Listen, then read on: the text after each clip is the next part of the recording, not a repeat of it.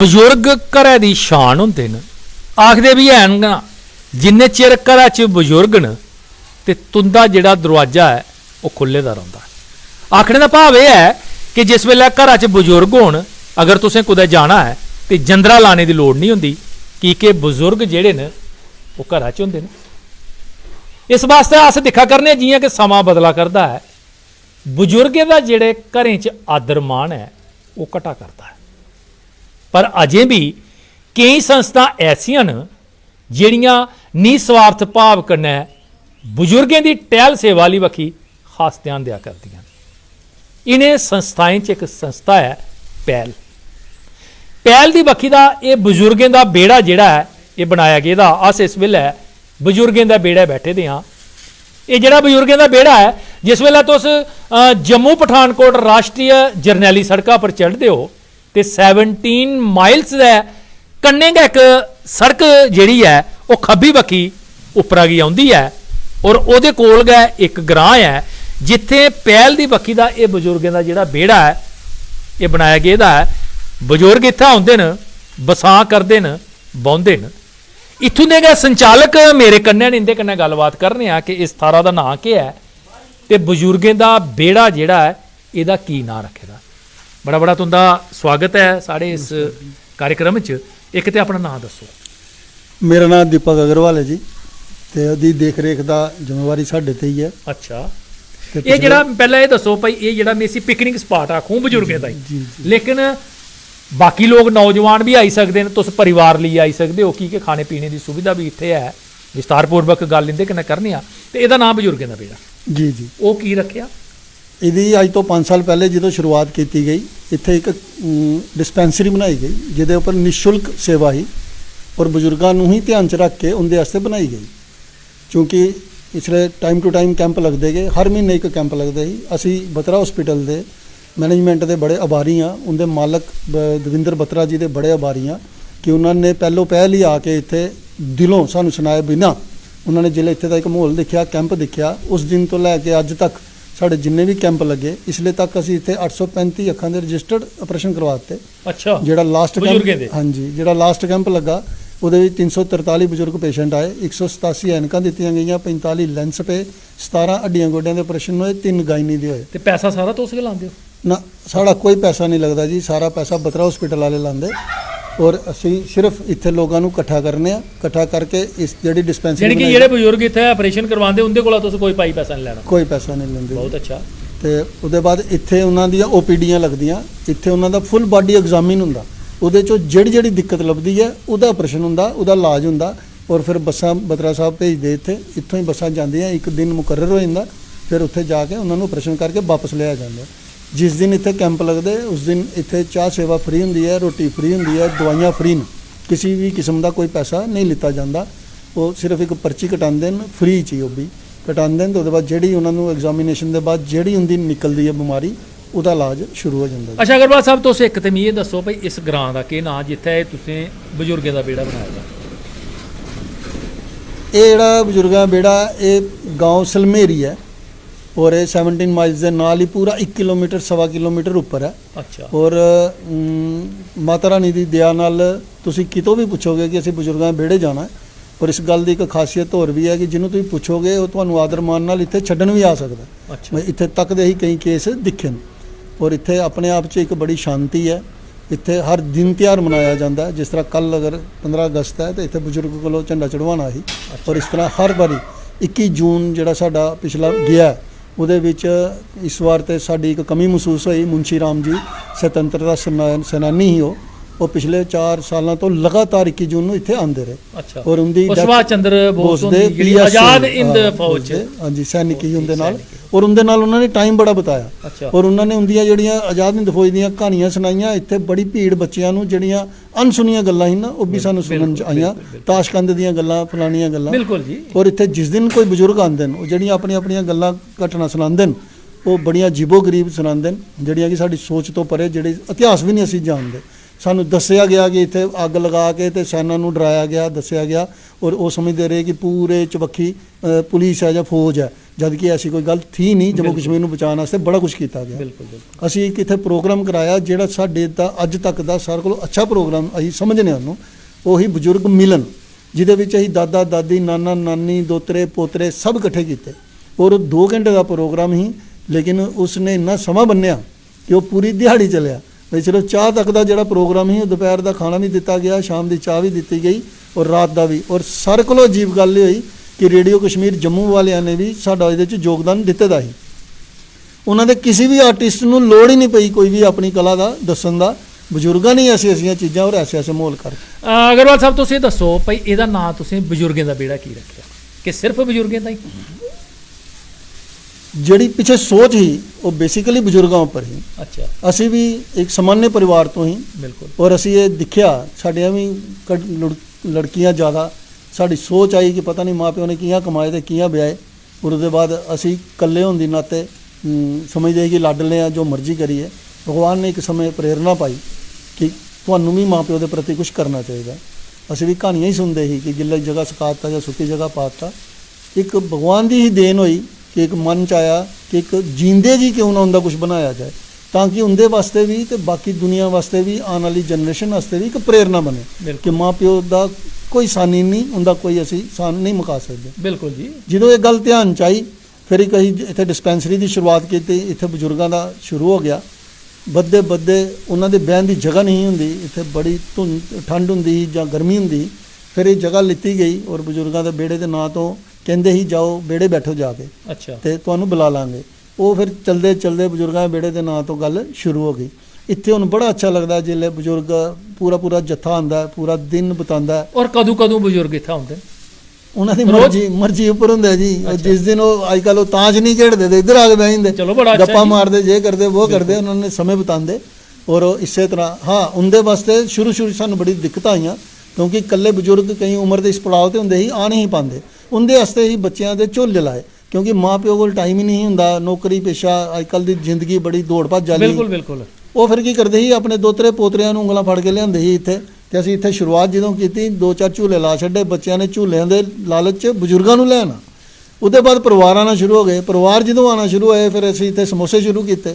ਉਹਦੇ ਬਾਅਦ ਜਿਹੜੇ ਪਰਿਵਾਰ ਨੇ ਆ ਕੇ ਕੋਈ ਖਾਣਾ ਸ਼ੁਰੂ ਕੀਤਾ, ਉਹਦੇ ਬਾਅਦ ਚੱਲਣਾ ਸ਼ੁਰੂ ਹੋ ਗਿਆ। ਇਹ ਜਿਹੜੀਆਂ ਚੀਜ਼ਾਂ ਵੇਚਦੇ ਨਹੀਂ ਸੀ ਪਹਿਲੇ ਅਸੀਂ, ਉਹਦੇ ਬਾਅਦ ਕੀ ਹੋਇਆ, ਜਿਸ ਵੇਲੇ ਖਰਚੇ, ਹਿਡਨ ਖਰਚੇ ਬੜੇ ਹੁੰਦੇ ਇੱਥੇ ਕਰਨ ਦਾ, ਮੈਨੇਜਮੈਂਟ ਦੇ ਖਰਚੇ ਬੜੇ ਹੁੰਦੇ, ਫਿਰ ਅਸੀਂ ਨੋਮੀਨਲ ਰੇਟ ਉੱਪਰ ਬਾਜ਼ਾਰ ਕੋਲੋਂ ਵੀ ਸਸਤੇ, ਵੀ 10 ਰੁਪਏ ਸਮੋਸਾ, 10 ਰੁਪਏ ਕੱਪ ਚਾਹ, ਇਸ ਤਰ੍ਹਾਂ ਦੀਆਂ ਚੀਜ਼ਾਂ ਦੀ ਸ਼ੁਰੂਆਤ ਕਰ ਛੱਡੀ।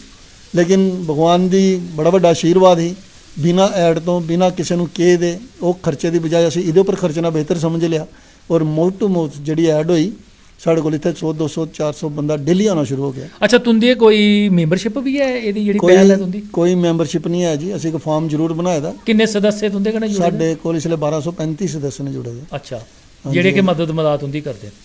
ਨਹੀਂ ਜੀ, ਮਦਦ ਕਿਸੇ ਕੋਲੋਂ ਵੀ ਨਹੀਂ ਲੈਂਦੇ ਸਰ। ਇੱਥੇ ਹੀ ਸਲੋਗਨ ਲਾਇਆ ਦਾ, ਖੇਲੋ ਖਾਓ ਪੁੰਨ ਕਮਾਓ। ਇੱਥੇ ਆ ਕੇ ਕੋਈ 2 ਰੁਪਏ ਵਟਾਉਂਦਾ, 10 ਰੁਪਏ ਵਟਾਉਂਦਾ, ਬੇਸਿਕਲੀ ਉਹ ਪੁੰਨ ਦਾ ਅਧਿਕਾਰੀ ਹੈ। ਉਹ ਇਨਡਾਇਰੈਕਟਲੀ ਦਾਨ ਕਰਕੇ ਗਿਆ ਸਾਨੂੰ। ਇਸ ਪੈਸੇ ਨੂੰ ਕਿਤੇ ਹੋਰ ਨਹੀਂ ਵਰਤਦੇ ਅਸੀਂ। ਇਸੇ ਪੈਸੇ ਨਾਲ ਜਿਹੜੇ ਇਕੱਠੇ ਹੋ ਜਾਂਦੇ, ਇਹਦੇ ਹੀ ਕੈਂਪ ਦੇ ਉੱਪਰ ਖਰਚਾ ਕਰ ਦਿੰਦੇ, ਖਾਣ ਪੀਣ ਉੱਪਰ। ਅੱਛਾ, ਕੀ ਸੁਵਿਧਾ ਤੁਸੀਂ ਇੱਥੇ ਬਜ਼ੁਰਗਾਂ ਕੀ ਦਿੰਦੇ ਹੋ? ਅਸੀਂ ਇੱਥੇ ਜੀ ਜਦੋਂ ਵੀ ਆਉਂਦੇ ਨੇ, ਹੁਣ ਉਹਦੇ ਵਾਸਤੇ ਚਾਹ ਸੇਵਾ ਤੇ ਹੈ ਹੀ ਹੈ।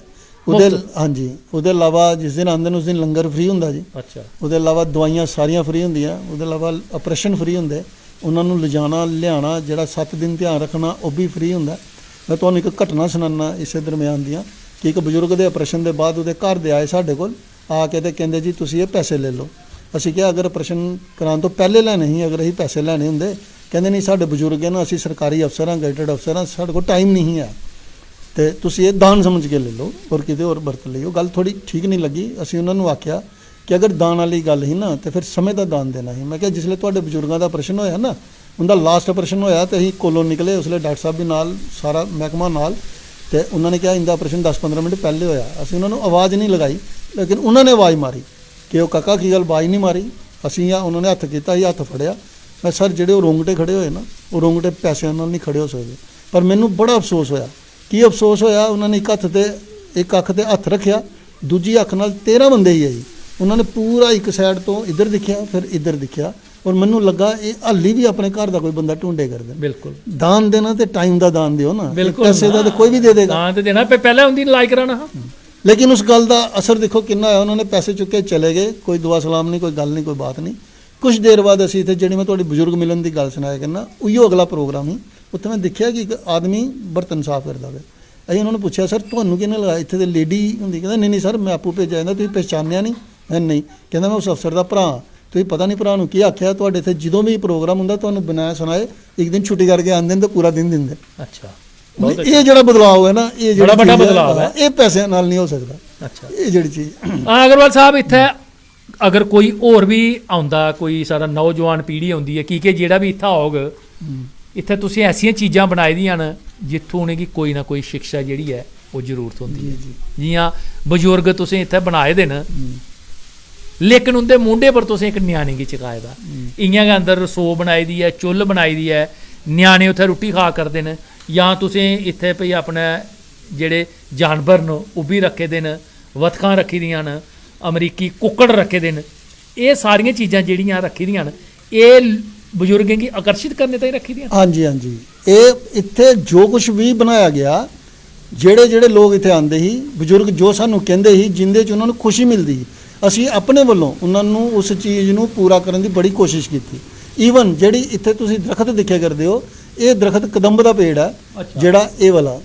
ਹਾਂਜੀ, ਇਹ ਕਦੰਬ ਦਾ ਪੇੜ ਹੈ। ਬੜਾ ਵੱਡਾ ਸਾਡੇ ਸਨਾਤਨ ਧਰਮ 'ਚ ਬੜਾ ਵੱਡਾ ਮਹੱਤਵ ਹੈ। ਇਹਨੂੰ ਬ੍ਰਿੰਦਾਵਨ ਤੋਂ ਲਿਆਇਆ ਗਿਆ ਔਰ ਬਜ਼ੁਰਗਾਂ ਦੇ ਕਿਹ ਦੇ ਲਿਆਇਆ ਗਿਆ। ਇੱਕ ਦਿਨ ਸਾਲ 'ਚ ਐਸਾ ਹੁੰਦਾ ਜਿਹਦੇ ਥੱਲੇ ਬਜ਼ੁਰਗ ਬਹਿੰਦੇ ਨੇ, ਆਪਣੇ ਉੱਪਰ ਪਾਣੀ ਛੁੱਟਦੇ ਤੇ ਉਹ ਆਪਣੇ ਆਪ ਨੂੰ ਸਮਝਦੇ ਅਸੀਂ ਬ੍ਰਿੰਦਾਵਨ ਪੁੱਜ ਗਏ। ਔਰ ਇਹ ਦਰਖਤ ਉਦੋਂ ਦਾ ਇਸੇ ਤਰ੍ਹਾਂ ਦਾ ਚੱਲਦਾ ਪਿਆ। ਇੱਕ ਦਰਖਤ ਅਸੀਂ ਦਾਰਜੀਲਿੰਗ ਤੋਂ ਲਿਆਂਦੇ ਦਾ, ਔਰ ਰੁਦਰਾਕਸ਼ ਦਾ ਦਰਖਤ ਆ, ਉਹ ਜਿਹੜਾ ਕੰਟੀਨ ਦੇ ਬਾਹਰ ਲੱਗੇ ਦਾ। ਔਰ ਮਜ਼ੇਦਾਰ ਗੱਲ ਇਹ ਹੈ ਕਿ ਇਹਦੀ ਮਹਿਮਾ ਦੇਖੋ ਕਿ ਹਰਿਦੁਆਰ ਤੋਂ ਸਾਧੂ ਸਮਾਜ ਸਪੈਸ਼ਲ ਇਹਦਾ ਫਲ ਲੈਣ ਆਏ ਸਾਡੇ ਕੋਲ। ਔਰ ਇੰਨਾ ਫਲ ਲੱਗਾ ਕਿ ਅਸੀਂ ਇਹਨੇ ਤੋੜੇ ਭਰੇ। ਅੱਛਾ, ਰੁਦਰਾਕਸ਼ ਇੰਨਾ ਰੁਦਰਾਕਸ਼ ਲੱਗਾ ਔਰ ਪਹਿਲੇ ਸਾਲ 'ਚ। ਅੱਛਾ, ਮਤਲਬ ਅਜੀਬ ਸੋਚ ਤੋਂ ਵੀ ਬਾਤ ਦੀ ਗੱਲ। ਹਾਲਾਂਕਿ ਰੁਦਰਾਕਸ਼ ਨੂੰ ਬੜਾ ਪਾਣੀ ਚਾਹੀਦਾ ਹੁੰਦਾ ਔਰ ਇਹ ਕੰਢੀ ਇਲਾਕਾ ਜਿੱਥੇ ਅਸੀਂ ਬੈਠੇ ਦੇ, ਲੇਕਿਨ ਉਹ ਫਲ ਦੀ ਕੋਈ ਮਹਿਮਾ ਹੀ ਅਲੱਗ ਜੀ ਹੋ ਗਈ। ਇਸ ਤਰ੍ਹਾਂ ਦਾ ਪੂਰੀ ਭਗਵਾਨ ਦੀ ਦੇ ਪਰ ਬੜੀ ਕਿਰਪਾ। ਸਾਰੇ ਦਿਨ ਤਿਉਹਾਰ ਮਨਾਉਂਦੇ ਆ, ਬੱਚਿਆਂ ਨੂੰ ਦੱਸਣ ਦੀ ਕੋਸ਼ਿਸ਼ ਕਰਨੇ ਆ ਕਿ ਤਿਉਹਾਰ ਦੀ ਮਹੱਤਵ ਕੀ ਹੈ। ਅਸੀਂ ਇੱਥੇ ਸਤਪਾਹ ਕਰਾਇਆ 7 ਦਿਨ ਦਾ। ਆਉਣ ਵਾਲੇ ਦਿਨਾਂ 'ਚ ਨਵਰਾਤਰੇ ਆਉਣ ਵਾਲੇ ਨੇ। ਇੱਥੇ ਜਗ੍ਹਾ ਜਿੱਥੇ ਤੁਸੀਂ ਬੈਠੇ ਦੇ ਹੋ, ਇੱਥੇ ਦਰਬਾਰ ਲੱਗਦਾ, 7 ਦਿਨ ਪੂਜਾ ਹੁੰਦੀ ਹੈ ਉਹਦੀ।